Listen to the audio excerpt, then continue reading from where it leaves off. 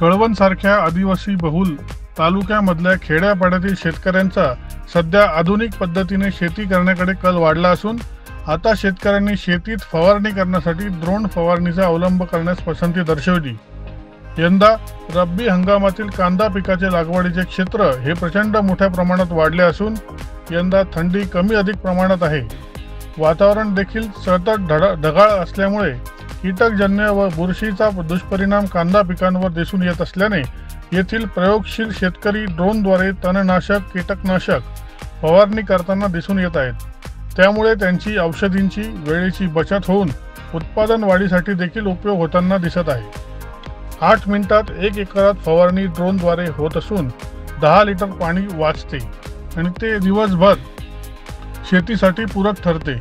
1 एकरसाठी लागणारे औषध या 10 लिटर पाण्यात टाकले असता 7 ते 8 मिनिटात 1 एकर क्षेत्राला फवारणी पूर्ण होते। 300 ते 400 रुपयांमध्ये 1 एकर फवारणी करून मिळते। दिवसभरात 20 एकर फवारणी करता येते। दैनिक भ्रमरसाठी प्रतिनिधी धनंजय बोरसे, कळवण।